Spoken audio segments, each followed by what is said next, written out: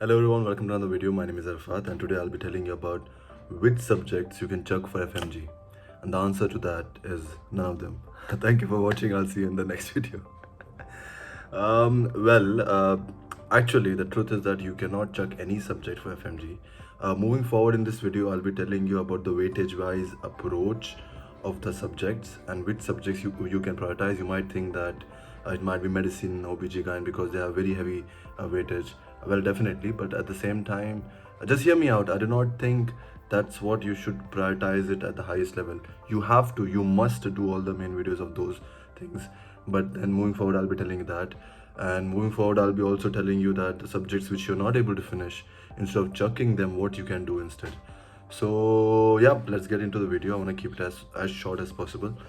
So let's talk about the big seven. The big seven of the subjects will be OBGYN. It will be community medicine. It will be medicine. It will be what else? What else? What else? Yeah, so these four are for about 125 marks, close to 125 marks, which is a very chunk. Just four subjects. This is a very big chunk because if you see the passing marks of FMG is 150, and more or even if you're a topper, it doesn't matter. What matters is you passing this exam, right? So 125 is it's a big chunk of thing. And then if you add pediatrics, ophthalmology, and ENT, which is another 45 marks close to. So total these seven subjects make about 170 marks, and it's crazy. Even if you just take exam of these 170 marks, there is a and you keep the passing for 150, it should be possible. So if you do these big chunk of subjects, it pretty much is good enough. It's great enough to pass actually. Even if you chuck the other things and these seven are perfect for you, you can pass the exam. But why still the pass percentage is very less comparatively still. And these subjects are great. These are the very important subject as well because they will be used in your daily practice when you're working as a doctor in your clinic and whatnot. And most likely these subjects you have finished towards the end of your medical school as well, so you have some or the other idea about it. Then but at the same time, I do not think you should be, you must do these subjects first for sure, but moving forward, I think you should not make them your strongest subjects. I'll tell you why. Then let me tell you the weightage of other things. So the other things would be anatomy, physio, biochem, patho, micropharma. These are the preclinical subjects which are taught to you in the first, second, and third years of your med school. And these compose of about 90 marks. Still a big chunk, but not close to 170 marks. That's crazy, right? And then comes down to the miscellaneous. That would be forensic, anesthesia, orthopedic, radiology, psychiatry, dermatology. That would be about up and down 30 marks, 5 marks each, and forensic might be for 10 marks and whatnot. So if you think you need to focus on that 170 marks, well, you can't chuck them. That you have to do that 170. You cannot leave that aside. You should try your best to make those your really strong subjects. But hear me out. When I was doing it, so these are not my personal advices, right? This is what I believe when I heard from different people during my preparation. So one of the person told me that even though these 170 is great, okay, and you can most likely pass from this if these subjects are really strong for you, but at the same time, if you see any international exam or even FMG, when they're asking about these big seven clinical subjects, they will not make it easy. USMLE, they will not make it easy because it is about the daily practice you get. So they will try to make it a little bit, at least from the trend of the questions which I've seen over past 4 or 5 years, they will try to twist it slightly. And it's very easy to twist these questions because these are clinical based questions, right? But at the same time, I think what you should prioritize more should be the preclinical subjects. I know it is a weird approach. Well, it's my personal opinion, and I say this because okay, don't get me wrong that chuck the 170. You have to do that. You have done the main videos, you have done the PYQs, you are trying your best on daily basis to revise those and whatnot. But at the same time, why I say you need to prioritize your preclinicals is because if you see the trends of questions, if you've seen the PYQs, most likely, most of the time, they tend to ask what has been repeated, and it is all factual. It is not clinical that you have to, even though medicine, it's very memory heavy thing being a doctor, but at the same time, in clinical you need your little bit IQ. Don't get me wrong, I don't mean it in that way, but you need to make certain decisions in a way, like what's the next step, what is the next best step, what could be the best drug of choice, and what is the next drug of choice, stuff like that. So you know what I'm trying to say. But in preclinicals, what happens is it is factual.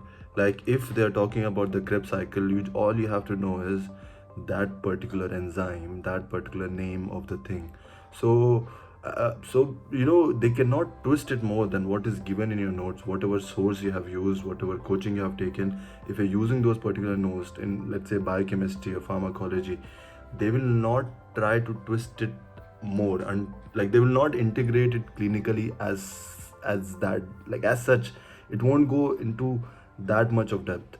So this is my thing. Like I think you should try to make these subjects like really strong. Microbiology, like even though I get it, these are the preclinical subjects and they're very hard to remember, and uh, very memory heavy. In fact, clinical you can even have a wild guess, but this is preclinical is like if you do not know, you do not know. And so yeah, try to make them your strong hand. And when you study these subjects, even where they can mess with you in the between the lines can be about uh, like the naming. It can be in the naming. For example, if it is alpha ketoglutarate, they might put beta ketoglutarate. So like if you're learning a word, if you think this particular line from your notes or from the from the PYQs is important, or this enzyme is important, or this microorganism, make sure you know it like in a fine manner. I'm not saying the whole thing, do not by heart the whole notes. If you can, well and good, the best thing. But when you are solving the questions, when you're revising things, you realize that this particular thing is very important. So if you find this particular thing to be very important, learn it, like even the spelling of it, where the hyphen is there, where the everything A to Z. So that's how you can approach the preclinical bit, I think.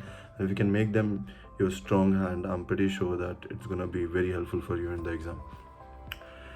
Then most likely, in my opinion, you should not chuck or try to not do the main videos of the big 7, which is the clinical subjects and also preclinicals. Try your best to do the main videos of all the subjects.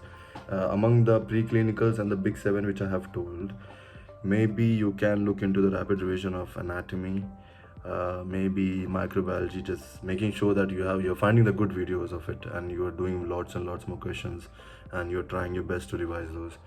But patho, I don't think you should do the rapid revision if you can go in depth, because pathology will help you in clinicals as well.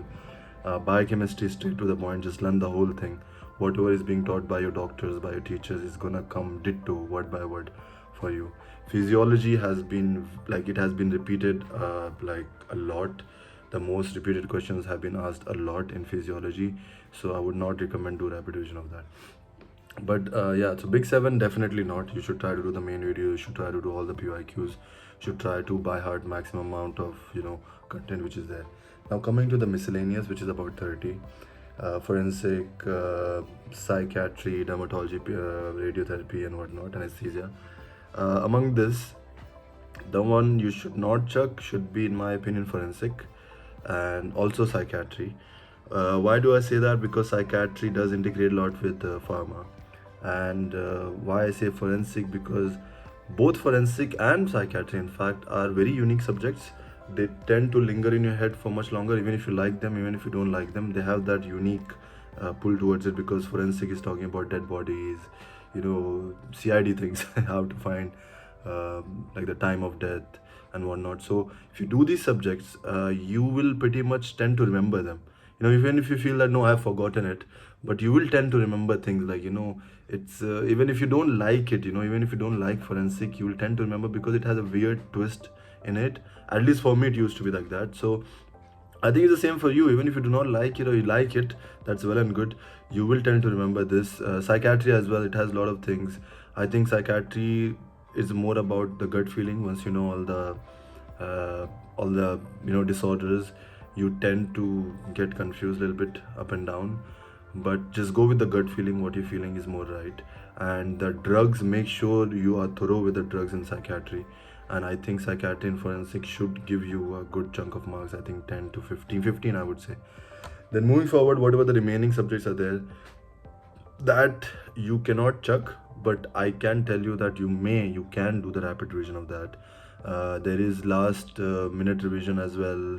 There is quick revision program as well by Rise. What you can do is maybe just do the QRP of orthopedic, radiology. Orthopedic and radiology will go side to side. Do not miss out any of the X-rays. Do not miss out very common, very specific fractures which are they're very commonly asked, like very common things like carpal tunnel syndrome. Do not miss out Dickwood Rain. Do not miss out on the Montegagia fractures. So stuff like this, do not miss out on that. What you can do is maybe find a small video of 3 hours in rapid revision and find some notes, write that, like highlight those, do the PYQs of it. Same you can do with anesthesia as well. So yeah, I think I yapped enough for 11 minutes. I do not have more advice for you guys. I hope I feel like a little bit I wasted your time there. Again, it became 11-12 minutes. Moving forward, I really want to go into, as I said, I want to transition into teaching. I would tell you more advice videos towards the end of your preparation, maybe a motivational video, and also a video what you need to do during the exam and on the day of the examination, and the one the day before. So I'll release that into the future. But now onwards, I want to make a series. This is my personal thing. I want to make like watch while you eat series, WWYT. It will be short, so it will be like short as possible, like 10 to 15 minutes, and it will be for each subject. And I will try to teach in that 15 minutes very specific and important topics, which most likely will be repeated, like about 90-99% chance that they will come in the exam, and that will get you about 1 mark. So if I'm able to help you in that way and get you 1 mark for all the 19 subjects, if you can get 19 marks from me, I'll be very grateful. You don't just have to worry about the remaining 130. Anyways, thank you for watching. I know this was maybe not the best of the best videos, but yep, I'll keep it coming. Please keep texting me. I got a lot of response in Telegram. You have my personal Telegram, you have my Instagram as well. I prefer Telegram. Just text me there. You have anything, A to Z, anything. You're feeling down, you're feeling demotivated, you're feeling depressed, just text me. If I can help you in a way, I'll be very happy about it. Anyways, thank you so much. Until next time.